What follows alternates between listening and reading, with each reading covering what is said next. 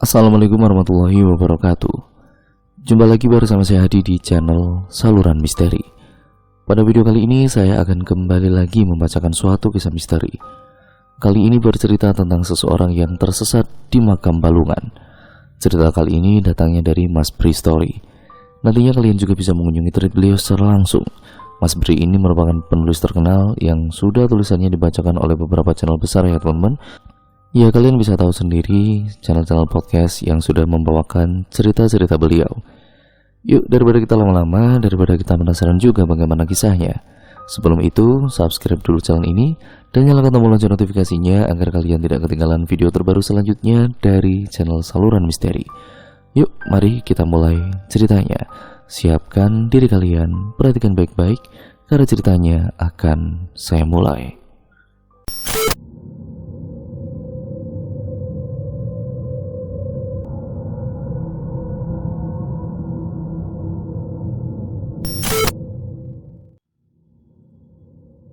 Memang seharusnya kita permisi setiap kali melewati atau masuk area pemakaman.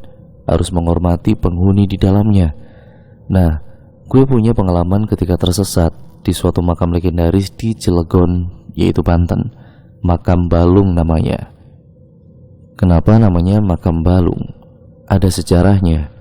Jadi menurut informasi yang beredar, makam Balung ini dulunya emang untuk memakamkan tulang-tulang belulang. Tulang-tulang manusia yang diangkat dari pemakaman sebelumnya, yang entah alasan pastinya itu apa, pemakaman itu harus dipindahkan. Katanya sekitar tahun 1970-an sampai 1980-an. Gue nggak tahu pastinya. Banyak pemakaman di daerah Cilegon yang digusur dan harus dipindahkan ke tempat yang baru. Salah satu pemakaman yang dipindahkan yang gue tahu adalah pemakaman besar di suatu kampung yang terpaksa harus dipindah karena kampung beserta semua makamnya digusur untuk pembuatan waduk. Namanya Waduk Renceng. Kenapa gue tahu? Karena Waduk Renceng ini letaknya tidak jauh dari desa Ramanuju, desa tempat gue lahir dan beranjak besar atau dewasa. Sayangnya, Waduk Renceng ini udah ada jauh sebelum gue dilahirkan. Jadi gue gak mengalami proses pembuatannya. Gue cuma dengar cerita dari orang tua dan penduduk asli sekitar waduk itu. Nah, wilayah waduk ini dulunya adalah pemukiman yang terdiri dari beberapa desa. Tentu saja di dalamnya ada pemakaman, seperti yang gue bilang tadi. Akhirnya penggusuran terpaksa dilakukan terhadap desa-desa itu untuk dialihkan fungsi wilayahnya menjadi waduk. Termasuk juga pemakaman-pemakaman yang ada, dipindahkan juga.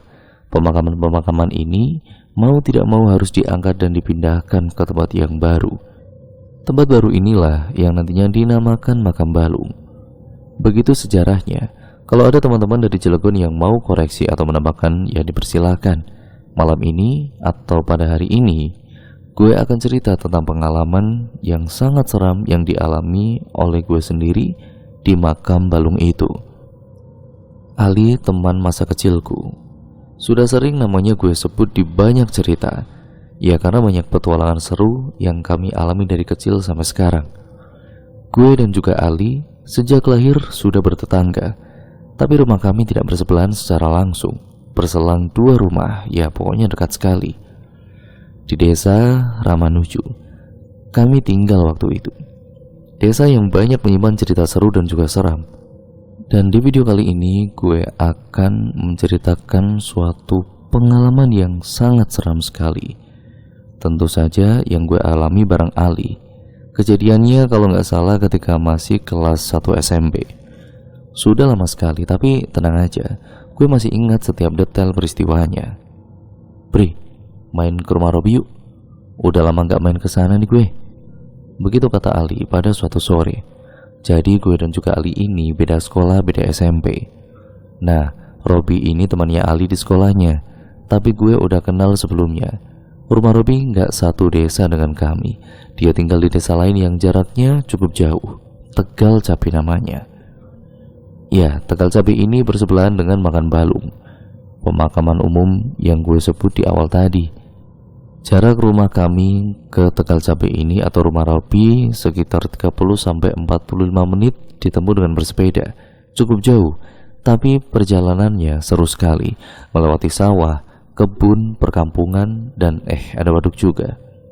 Tahun 90-an, daerah situ masih sangat sepi sekali, nggak ada, ya tentu saja nggak ada banyak orang seperti sekarang. Masih banyak lahan kosong dan desa yang sedikit penduduknya. Jadi benar-benar masih sepi sekali, masih kampung. Pada akhirnya, gue mengiyakan ajakan Ali untuk main ke rumah Robi. Rencananya, kami akan berangkat setelah pulang sekolah. Entah ini akan menjadi kunjungan yang keberapa kali, tapi yang pasti bukan yang pertama. Jadi gue masih sangat hafal betul perjalanan ke rumah Robi. Sore yang cerah, masih jam 3 pada kala itu. Gue dan juga Robi ini sudah berada di atas sadel sepeda masing-masing, menyusuri jalan tanah membelah perkampungan, menembus kebun kelapa, menyusuri jalan di pinggir waduk menuju rumah Robi. Terus ngegoes pedal tanpa lelah. Angin sore menemani keceriaan kami yang bergerak bersepeda dengan riang gembira. Matahari yang belum terlalu bersandar di ufuk barat masih terik bersinar walau sudah cenderung hangat. Beneran waktu kecil gue suka banget bersepeda. Nyaris kemana saja selalu bersepeda. BMX Silver kesayangan selalu menemani. Begitu juga kali ini. Karena perjalanan ke rumah Robi agak memakan waktu, tapi gue senang-senang aja melihatnya. Sudah nyaris jam 4 ketika kami perlahan melambatkan kecepatan dan akhirnya berhenti di depan suatu gapura tembok lusuh berwarna putih kusam. Gimana? Lewat sini apa muter? Tanya gue kepada Ali. Kami diam berhenti di depan gapura itu. Gapura yang menjadi tanda sebagai pintu masuk ke pemakaman. Pemakaman besar yang sudah sering kami dengar keangkerannya. Iya, kami berdiri tepat di depan gapura makam Balung. Masih sore, masih terang, lewat makam aja lah, jawab Ali pada kala itu. Memang, untuk mempersingkat perjalanan menuju rumah Robi, kami harus masuk dan melewati makam besar itu. Walaupun bisa saja kami memilih jalan memutar untuk menghindarinya. Tapi kalau berputar, waktu yang harus ditempuh tentu saja jauh lebih lama, karena berputarnya itu cukup jauh. Ya sudah, akhirnya kami memutuskan untuk masuk menembus makam Balung, karena masih sore dan juga terang juga pada kala itu. Makam Balung ini keadaan dan situasinya nyaris sama dengan pemakaman umum. Banyak pohon besar di dalamnya, rindang menghalangi sinar matahari untuk masuk menerangi.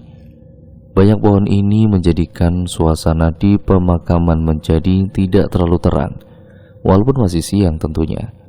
Tapi tipikal pemakaman umum yang letaknya bukan di kota-kota besar, letak makamnya tidak beraturan, masih acak-acakan, barisnya tidak rapi, baris berjajarnya itu ya tentu saja acak-acakan. Sekarang juga situasinya masih nyaris sama. Karena baru beberapa bulan yang lalu gue datang ke makam Balung ini, Tante Erni yang belum lama meninggal dimakamkan di sini juga. Sama seperti anak-anak laki-laki pada umumnya, gue dan Ali juga merinding ketakutan ketika harus masuk ke areal pemakaman Balung ini.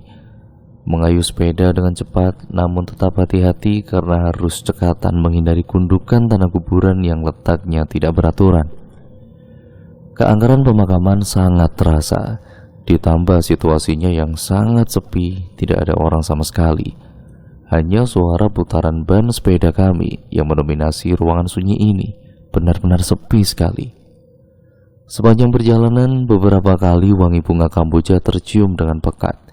Wangi khas bunga kuburan tentunya. Kami yang tadinya jalan sambil bercanda bersenda gurau, di dalam makam kami jadi terdiam. Fokus bersepeda, memperhatikan jalan untuk cepat-cepat keluar dari areanya, pergi meninggalkan keangkerannya. Makam Balung ini cukup luas sekali. Kami harus bersepeda beberapa menit lamanya dari masuk sampai keluar. Agak bernapas lega ketika di kejauhan kami sudah melihat gerbang keluar. Tapi gue yang berjalan di depan tiba-tiba menghentikan sepeda, mengerem mendadak karena melihat sesuatu. Ada apa sih, Pri? Hampir nabrak nih saya, sungut Ali di belakang.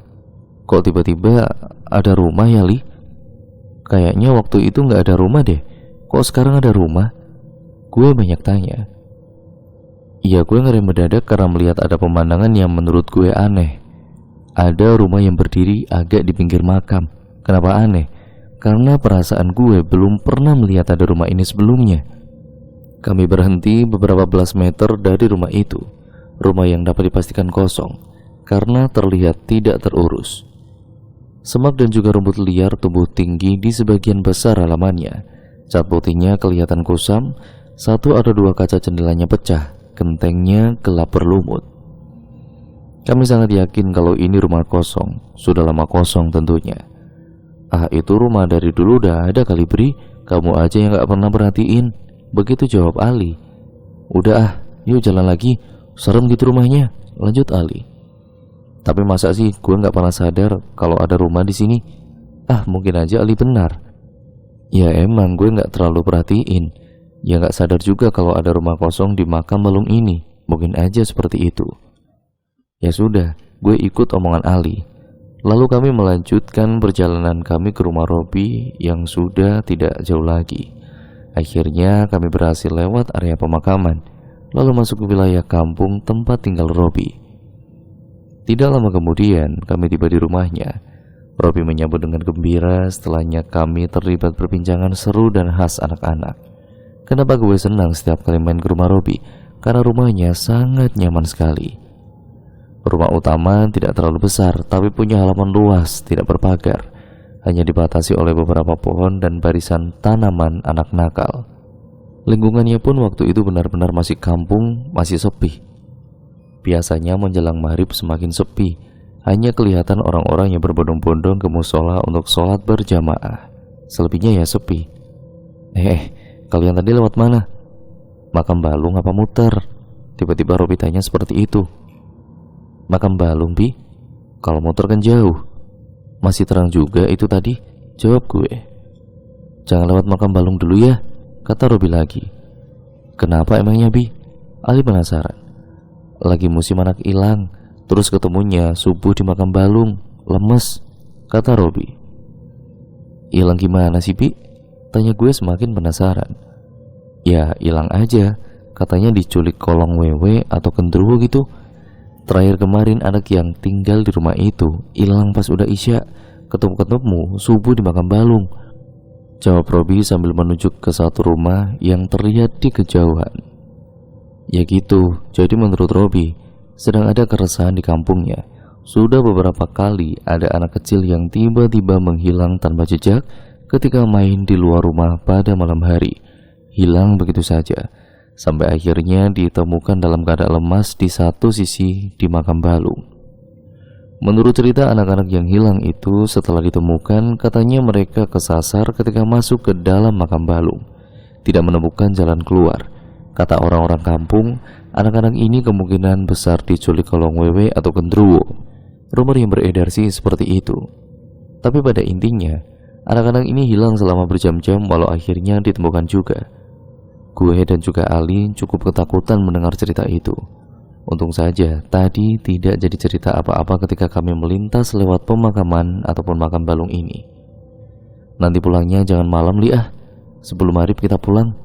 Gue lempar usul kepada Ali. Ali tentu saja setuju. Iya, nanti pulangnya jangan malam-malam, Robi menegaskan, dan benar-benar cerita yang menyeramkan. Tapi ya dasar anak-anak, saking keasikannya bermain, gue dan juga Ali belum pulang juga sampai maghrib tiba.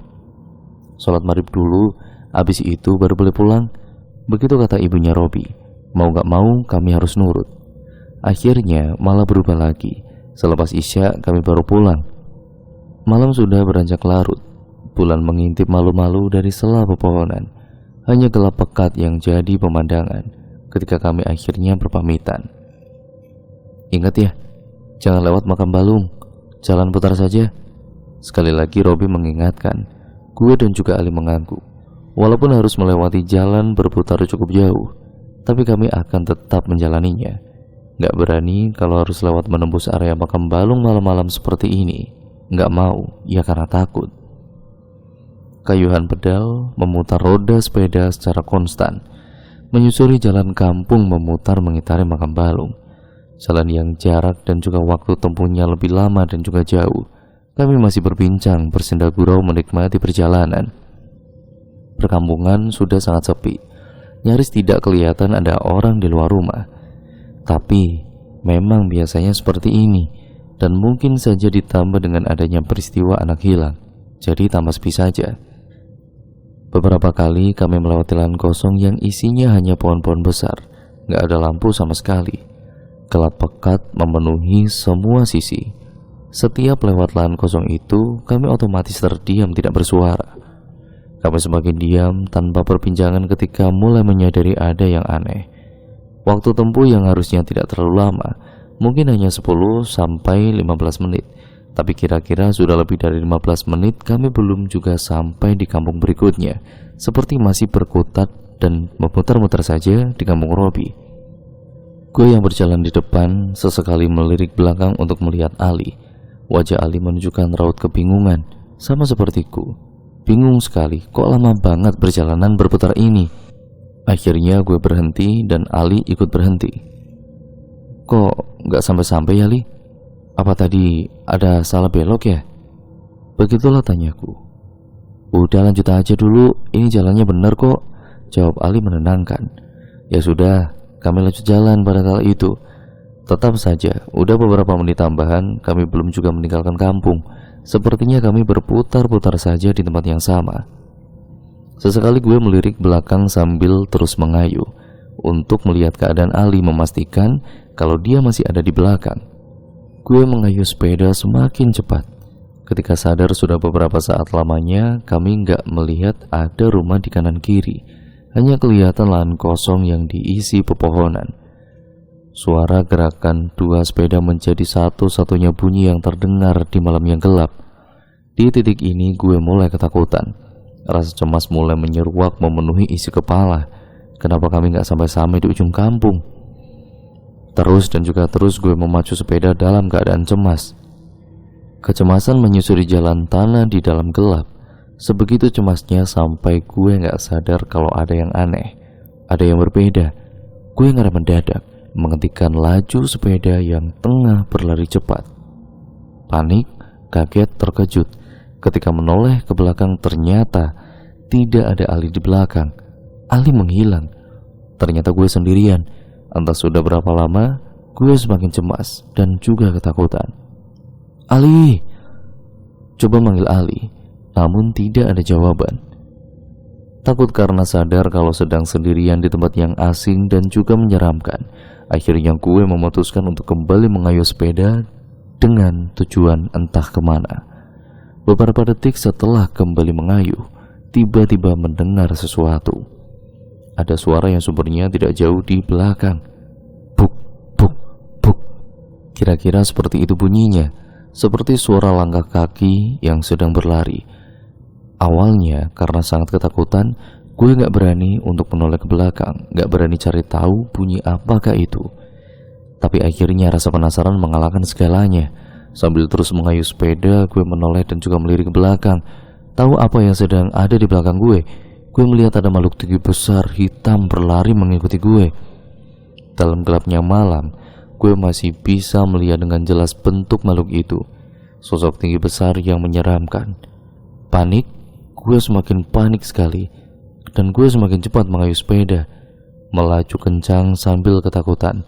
Saking ketakutannya, sampai-sampai gue gak sadar kalau sudah masuk ke wilayah yang sudah gue kenal. Wilayah yang baru sore tadi gue melintasinya bersama Ali. Gue nyaris jatuh dari sepeda ketika tiba-tiba melindas gundukan tanah.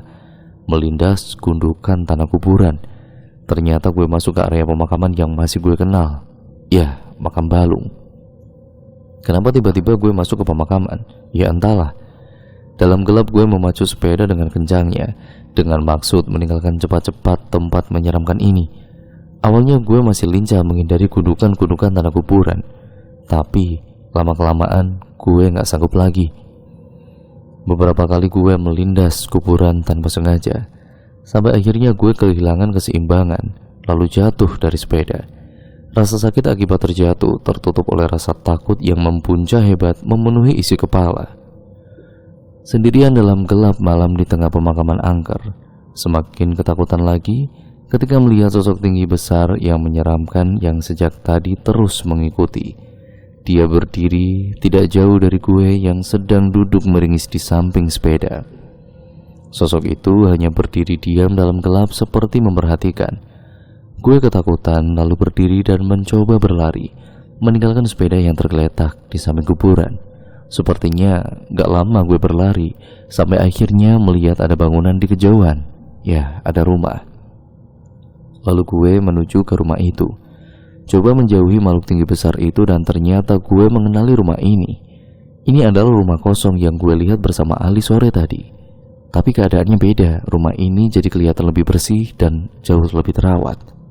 Lampu terasnya menyala dan walaupun redup, ya tentu saja lampu di dalamnya juga menyala terang. Jadi seperti berpenghuni. Gue terus berlari menuju rumah itu, sampai akhirnya gue sampai di terasnya. Teras dan pekarangan rumah sungguh sangatlah bersih. Tapi gue yakin kalau ini rumah yang sama dengan rumah yang sore tadi. Gak ambil pusing dah gue. Gue tetap mau masuk untuk menghindari makhluk tinggi besar menyeramkan yang sejak tadi mengejar gue. Kebetulan pintu depannya terbuka. Sambil ketakutan gue memasukinya. Setelah sudah berada di dalam, gue duduk di kursi ruang tamu. Napas masih ngos-ngosan sambil sesekali melihat keluar, khawatir makhluk itu masih saja mengejar. Ternyata enggak. Gue enggak melihat makhluk itu lagi. Sudah sedikit lega gue pada kala itu. Sambil menenangkan diri dan mengatur napas, gue memperhatikan isi rumah ini. Dari tempat yang gue duduk, gue bisa melihat ruang tengah yang sepertinya jadi ruang makan juga. Lampunya menyala dengan terangnya. Di ruang tengah ada meja kayu besar dikelilingi beberapa kursi. Di atas meja ada beberapa piring yang berisi makanan. Tapi ada keanehan yang baru gue sadari. Kemana para penghuni rumah ini? Karena dari tadi gue sama sekali gak melihat ada kehidupan di sini. Sepinya seperti tidak berujung. Cekamnya seperti tidak akan ada akhir. Perlahan rasa takut ini kembali memelukku dengan erat. Gue ketakutan. Sepertinya ini bukan rumah biasa.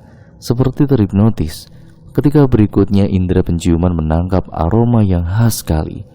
Gue mencium wangi bunga Kamboja, bunga khas pemakaman. Wanginya sangat kuat sekali. Gue yang sudah sangat ketakutan semakin terkesima lagi ketika beberapa saat kemudian melihat ada pergerakan di ruang tengah. Tiba-tiba di ruang tengah gue melihat ada beberapa sosok yang sepertinya satu keluarga. Ada bapak, ibu, dan dua anak, laki-laki dan perempuan.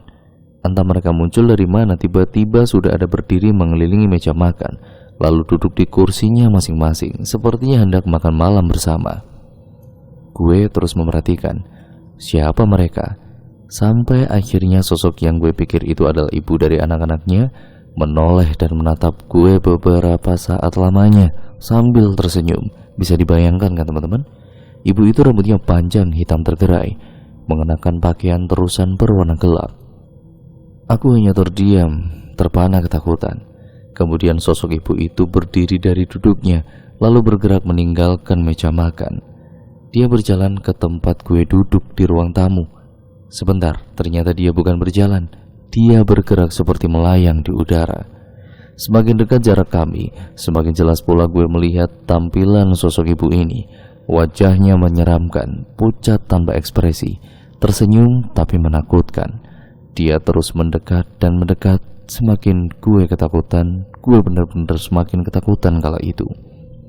Sampai akhirnya dia berhenti di tepat di depanku, lalu kemudian mengulurkan tangannya.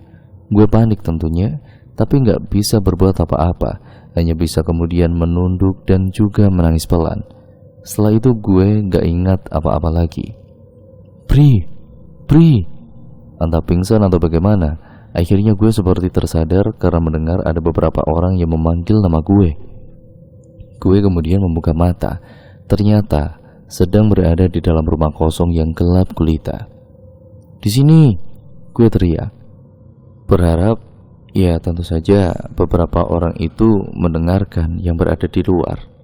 Ya gak lama kemudian, beberapa orang masuk ke dalam rumah. Lalu gue akhirnya sadar kalau beberapa orang itu salah satunya adalah bapakku. Syukurlah, Akhirnya gue dapat keluar dari teror yang menyeramkan itu.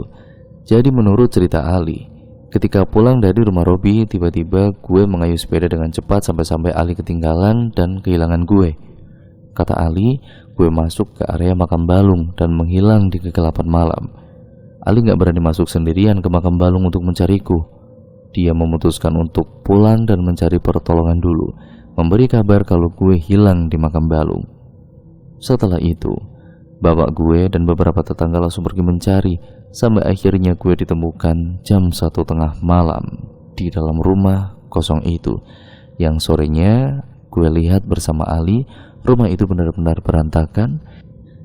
Tapi menurut pengalaman gue, yang gue rasakan ketika gue hilang di makam Balung itu, gue masuk ke rumah itu, rumahnya benar-benar sangat bersih seperti rumah pada umumnya. Ya seperti rumah orang-orang pada umumnya, dan ada satu keluarga di dalamnya yang muncul secara misterius. Dan tiba-tiba, ya satu keluarga itu ternyata salah satunya ibunya itu kan melayang di udara, yang tentu saja itu pastinya bukan manusia. Dan mungkin sejak saat itu dia menolongku, yang mungkin dia itu tahu kalau aku tersesat, dan akhirnya mengeluarkan gue dari dimensi lain, dan akhirnya bisa keluar sampai selamat. Dan gue bisa bercerita ataupun menceritakan kisah gue untuk kalian semua ya teman-teman. Dan itu merupakan pengalaman dari si penulis, yaitu si Mas Prehistory. Terima kasih untuk kalian semua yang sudah mendengarkan cerita kali ini. Dan untuk kalian yang memiliki pengalaman-pengalaman horor atau cerita-cerita mistis lainnya, kalian bisa kirimkan ke alamat email kami ataupun ke WA ataupun ya nomor yang sudah tertera di kolom deskripsi video kali ini. Kirimkan saja dan nantinya saya akan bacakan di channel ini ya teman-teman, seperti cerita ini dan cerita-cerita narasumber yang sebelum-sebelumnya juga. Nah, terima kasih untuk kalian semua yang sudah menyimak video kali ini dan juga cerita kali ini. Kurang lebihnya ya aku mohon maaf apabila banyak kekurangannya mungkin dalam membacakan cerita kali ini ya teman-teman. Jangan lupa like, komen, dan share sebanyak-banyaknya, dan juga subscribe tentunya untuk kalian yang belum subscribe. Nyalakan tombol lonceng notifikasinya agar kalian tidak ketinggalan video terbaru selanjutnya dari channel ini. Pokoknya sekarang channel ini saya yang damping ya teman-teman, dan tendensinya mungkin sudah mengisi di channel lain, tapi kita masih satu rumpun kok teman-teman. Jadi dukung saya terus ya teman-teman. Apabila masih banyak kekurangannya saya mohon maaf, dan pokoknya support terus saya agar channel ini berkembang juga. Sekian, terima kasih, sampai berjumpa di video terbaru selanjutnya dari channel ini. Wassalamualaikum warahmatullahi wabarakatuh.